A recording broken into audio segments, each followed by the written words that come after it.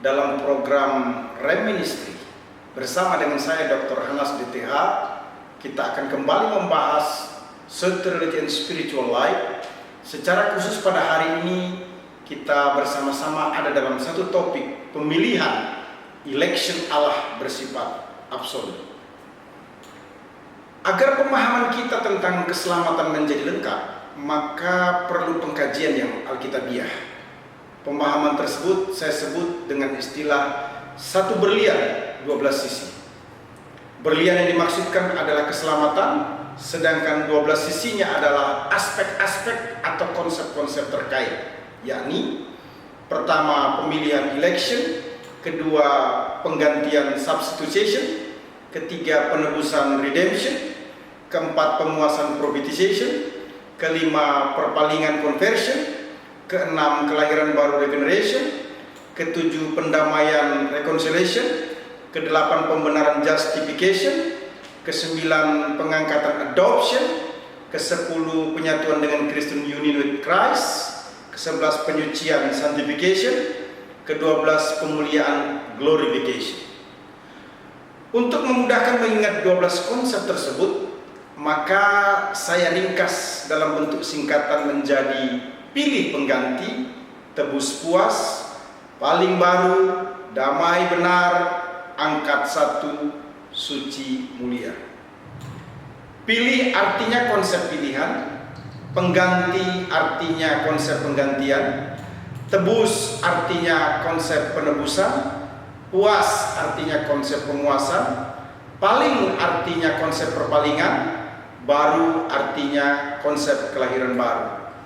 Damai artinya konsep pendamaian, benar artinya konsep pembenaran, angkat artinya konsep pengangkatan, satu artinya konsep penyatuan dengan Kristus, suci artinya konsep penyucian, mulia artinya konsep pemuliaan.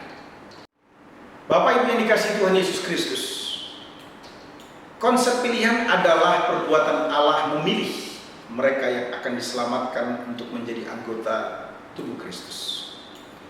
Dasar pilihan Allah adalah karakter Allah itu sendiri.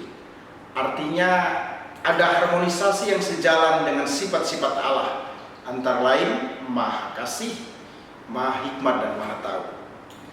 Allah Maha Kasih artinya kasih Allah tidak patut lagi dipertanyakan karena diberikan kepada setiap manusia tanpa batas. Allah Maha Berhikmat artinya hikmat atau pemikiran Allah tidak dapat diselami atau dibatasi oleh pemikiran manusia dan tidak pernah salah atau keliru. Allah Maha Tahu artinya Allah sangat mengetahui segala sesuatu yang belum terjadi, bahkan yang akan terjadi atau akhir dari kehidupan manusia. Contoh-contoh pemilihan dari pihak Allah begitu jelas ditunjukkan dengan cara misalnya Ia memilih menciptakan alam semesta bagi kita, Ia memilih keluarga dan ras untuk masing-masing kita. Konsep pilihan Allah menurut Efesus 1 ayat 3 sampai dengan ayat 14 terlihat melalui karya Allah Bapa, Allah Anak, Yesus Kristus, dan Allah Roh Kudus. Karya Allah Bapa memilih kita untuk diselamatkan sebagaimana dijelaskan dalam ayat 3 sampai dengan ayat yang ke-6 dengan cara pertama mengaruniakan kepada kita sebagai anggota atau gereja segala berkat rohani di dalam Kristus di sorga. Ayat yang ketiga. Yang kedua, memilih gereja melalui Kristus sebelum dunia dijadikan. Tujuannya agar gereja kudus dan tak bercacat. Ayat yang keempat. Yang ketiga, menentukan gereja di dalam kasih oleh Yesus Kristus dari semula dengan tujuan agar gereja menjadi anak-anaknya supaya terpujilah kasih karunia Allah. Ayat yang kelima sampai dengan ayat yang ke-6. Bapak Ibu yang dikasihi Tuhan Yesus Kristus, saya akan menjelaskan karya dari Allah Bapa, Allah Anak, dan Allah Roh Kudus itu secara mendetail. Yang pertama, karya Allah Bapa Efesus 1 ayat 3 sampai dengan ke-6. Allah Bapa memilih kita untuk diselamatkan. Pilihan tersebut merupakan grace upon grace, sebagaimana dijelaskan dalam Filipi 2 ayat yang ke-13.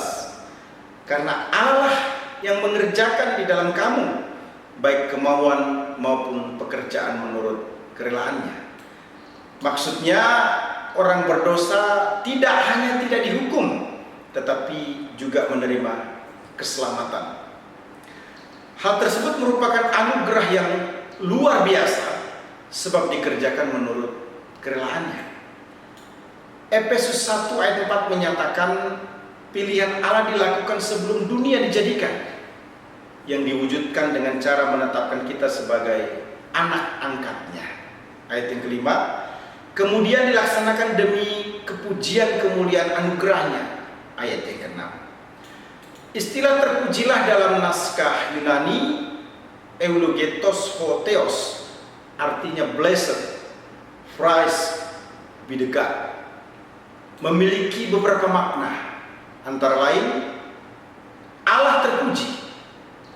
Allah harus dipuji selamanya tanpa awal dan akhir, bukan karena karyanya, melainkan karena Dia adalah Allah adanya. Selanjutnya juga bisa dimaknai sebagai memuji atau membicarakan yang baik tentang sesuatu atau seseorang. Efesus 1 ayat 3 menyatakan segala berkat rohani di dalam sorga. Dalam naskah Yunani, Pase aulogia pneumatika entois epoura niois. Dalam bahasa Inggris diterjemahkan every spiritual blessing in the heavenly places. Menarik sekali Bapak Ibu. Prase eulogia yang berarti blessing, praise atau gift mengandung gagasan pengayaan yang bisa berarti pengayaan material, sebagaimana dijelaskan dalam Kejadian 26 ayat 36 sampai dengan 41 dan 2 Korintus 9 ayat 5 sampai dengan 6. Tetapi juga bisa bersifat rohani. Bapak Ibu yang dikasihi Tuhan Yesus Kristus, prase entois epoura niois yang berarti in the heavenly menunjukkan letak atau lokasi keberadaan berkat-berkat rohani tersebut, sebagaimana dijelaskan dalam Efesus 1 ayat 20, pasal 2 ayat 6, pasal 3 ayat 10 dan pasal 6 ayat 12. Jadi Allah memberkati kita umatnya. Yang pertama terjadi pada masa kekekalan atau lampau, dinyatakan dengan tense aorist. Yang kedua dengan segala berkat rohani, pase aulogia pneumatike. Yang ketiga di dalam Kristus atau en Christo. Bapak Ibu, setiap orang percaya berada dalam Kristus sehingga kita diberkati olehnya. Ini sesuatu yang sangat luar biasa terjadi bagi kita. Hal kedua yang ingin saya sampaikan dalam kesempatan ini yang juga penting adalah karya Allah Anak atau Yesus Kristus. Efesus 1 ayat 7 sampai dengan 12, yakni menebus umatnya untuk diselamatkan. Ayat 7 sampai dengan 8 menyatakan bahwa Kristus menebus gereja oleh darahnya menurut kekayaan kasih karunia Allah yang dilimpahkan Allah dalam segala hikmat ataupun pengertian. Kristus yang adalah penebus mempersatukan segala sesuatu. Ini rahasia kehendak Allah yang dinyatakan kepada gereja sesuai dengan rencana kerelaan Allah. Itulah sebabnya gereja harus menjadi puji-pujian bagi kemuliaan Allah. Istilah penebusan pada zaman Perjanjian Baru digunakan sehubungan dengan pasar dosa. Orang-orang berdosa diperjualbelikan di pasar dosa. Yesus Kristus datang untuk membeli orang-orang berdosa dari pasar dosa dengan harga yang tunai melalui darahnya yang ditunjukkan dengan kematiannya di kayu salib. Umumnya Bapak Ibu ada 3 istilah Yunani yang dipergunakan sehubungan dengan penebusan. Agorazo, ex agorazo, dan lutro. Saya akan menjelaskan satu persatu. Pertama, istilah agorazo.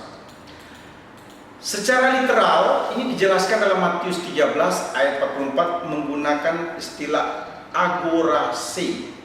Artinya to buy in the marketplace, dari akar kata agorazo. Kita telah dibeli dari pasar dosa oleh darah Yesus Kristus.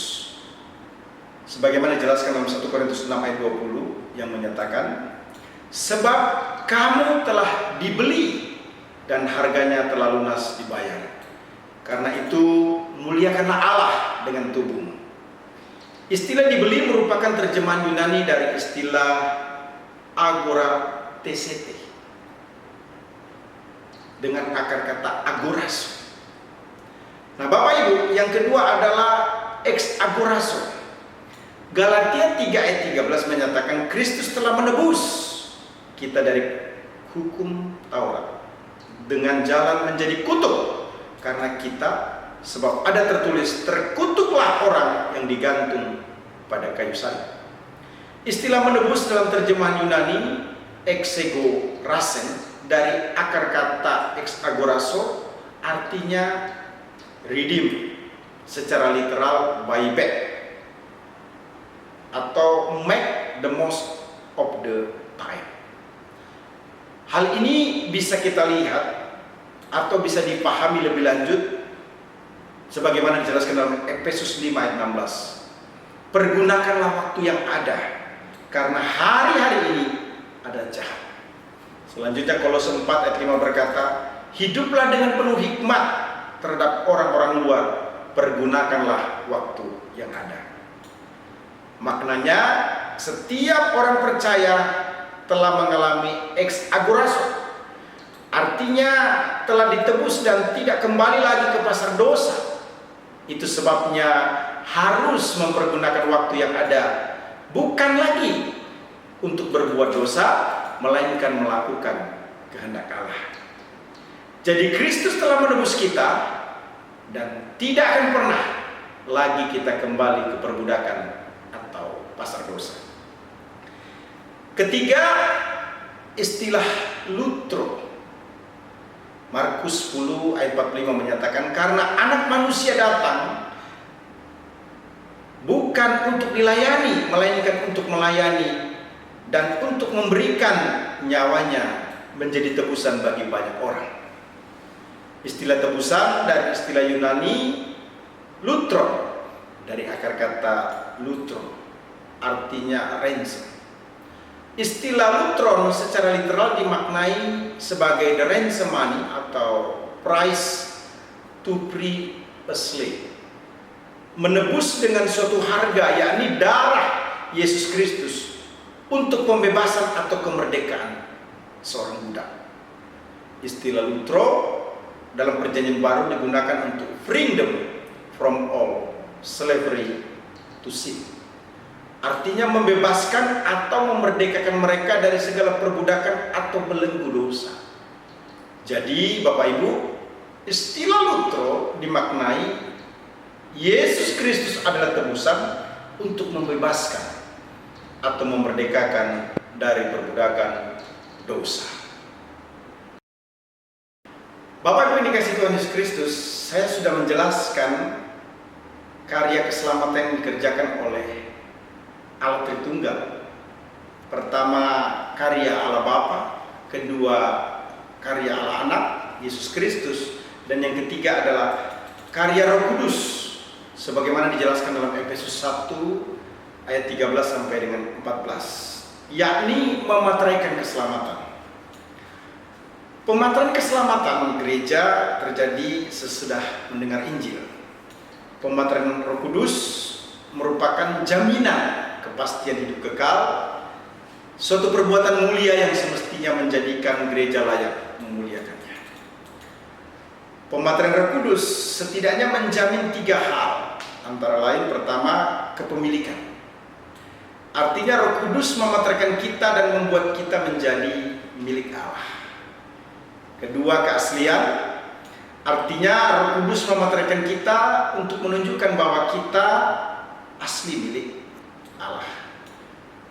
Ketiga, penyelesaian. Artinya Roh Kudus memateraikan kita untuk menjamin bahwa kita akan menjadi milik Allah sepenuhnya, bersamanya dan hidup seperti Allah. Pengertian dimateraikan Roh Kudus adalah dimilikinya kepastian keselamatan bagi orang yang sudah percaya, di mana Allah akan memelihara hal tersebut hingga hari penebusan. Sebagaimana dijelaskan dalam Efesus 1 ayat 13 sampai dengan ayat yang ke-14. Suatu jaminan yang aman bagi setiap orang yang telah menerima Yesus secara pribadi. Bapak Ibu dikasih Tuhan, saat seseorang menerima Yesus secara pribadi, saat itulah ia resmi atau sah memiliki kepastian keselamatan, dan tidak seorang pun serta apapun yang dapat mengakibatkan kehilangan keselamatan. 1 Yohanes 5 ayat 11 sampai 13 menekankan setiap orang memiliki anak, artinya Yesus Kristus, pasti memiliki hidup. Yohanes 10 ayat 28 menekankan hidup kekal diberikan kepada setiap orang percaya. Itulah sebabnya pasti tidak akan binasa atau masuk neraka. Dampak pemateraian dengan memberikan jaminan yang luar biasa terhadap totalitas hidup itu sungguh dirasakan bagi orang percaya. Pertama, secara jasmani akan hidup sehat, kebutuhan kita akan tercukupi. Kedua, secara jiwani rumah tangga kita bahagia dan merasakan tenang secara luar biasa. Ketiga, secara rohani kita memiliki kepastian keselamatan, bertumbuh, berakar dan berbuah hingga kita mencapai kedewasaan penuh di dalam Kristus. Roh Kudus yang memateraikan orang-orang percaya ini dapat dilukakan apabila seseorang melakukan dosa. Konteks yang paling dekat itu terdapat dalam Efesus pasal 4 ayat 29 sampai dengan 31, yaitu dosa perkataan. Dosa perkataan sangatlah menonjol dalam kehidupan sehari-hari. Olehnya berhati-hatilah dalam berkata-kata. Alkitab menyatakan tak seorang pun dapat menjinakkan lidah. Yakobus 3 ayat 8. Namun barang siapa tidak bersalah dalam perkataannya, ia adalah orang yang sempurna. Yakobus 3 ayat 2. Istilah dimateraikan dalam Efesus 1 ayat 13 mempergunakan istilah espragistete. Artinya you were sealed. Kamu telah dimateraikan dari akar kata spragiso. Pemateraian tersebut merupakan jaminan, digunakan dalam ayat 14 dengan istilah arabon, artinya garansi. Jadi pekerjaan Roh Kudus yang memateraikan keselamatan setiap orang percaya digaranti atau dijamin terpelihara. Jelaslah bahwa karya Allah Tritunggal bertujuan untuk menyelamatkan supaya terpujilah kasih karunia-Nya. Saya telah menjelaskan tentang konsep pilihan. Sehubungan dengan hal tersebut maka timbul beberapa pertanyaan. Pertama, Allah tidak adil terhadap manusia yang tidak dipilih. Maka jawabnya, kenyataan yang tidak dapat dibantah ialah bahwa semua orang telah berbuat dosa dan kehilangan kemuliaan Allah.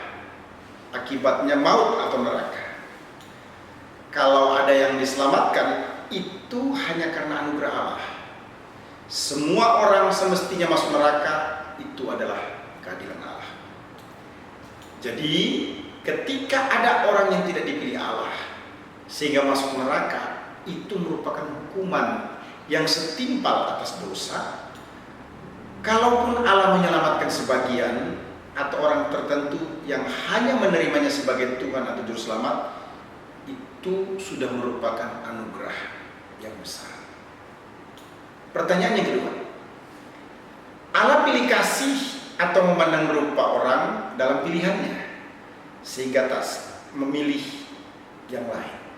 Maka jawabnya, Allah Maha Kasih artinya kasihnya diberikan tanpa batas, tanpa terkecuali kepada setiap manusia.